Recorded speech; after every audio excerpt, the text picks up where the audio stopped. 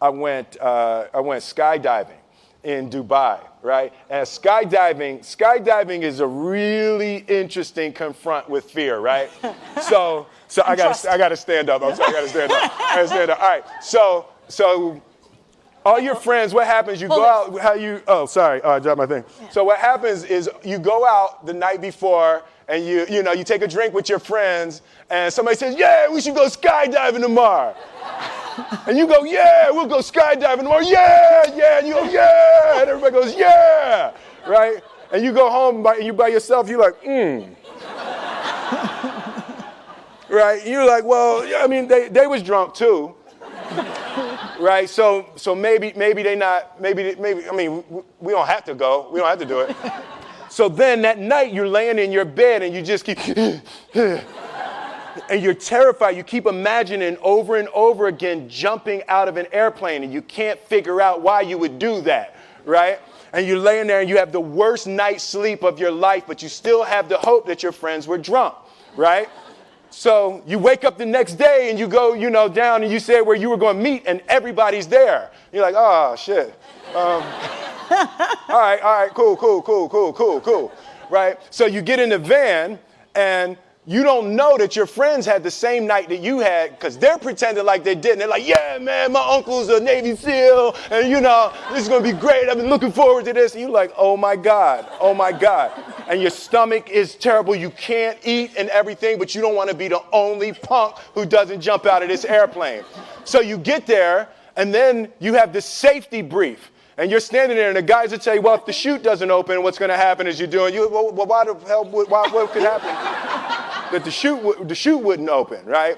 So you do a thing, and what you do is your first jump, you're attached to a guy who is going, he's going to walk you out. So you go, and you get there, and there's an airplane, and nobody's stopping. Everybody's still going.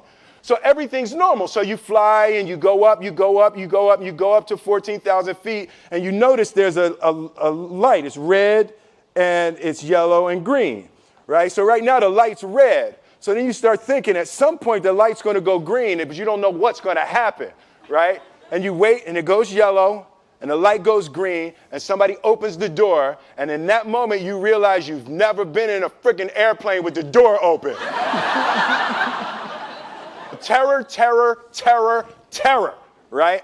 So you go, and then, if you were smart, you sat in the back so you don't go first, right? And then people start going out of the airplane.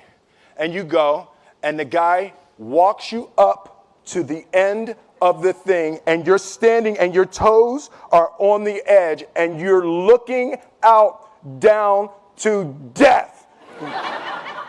And they say, on 3. And they say, 1, 2. And he pushes you on 2 because people grab on 3, right? Right? And you go,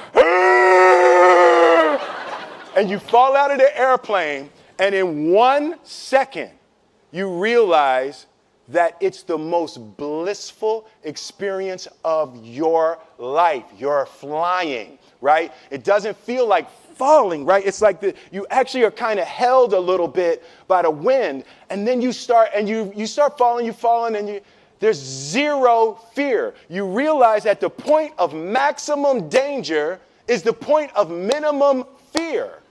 It's bliss. It's bliss. And you're flying. Right? And you're doing that. And then 20 seconds, 25 seconds, 40 seconds. And you have enough time to just kind of be like, oh, shit, that's that building. I saw like that one. Oh, you can see the ocean. Right? You start doing all of that. And the lesson for me was, why were you scared in your bed the night before? What do you need that fear for? Just don't go. Why are you scared in your bed 16 hours before you jump? Why are you scared in the car? Why could you not enjoy breakfast?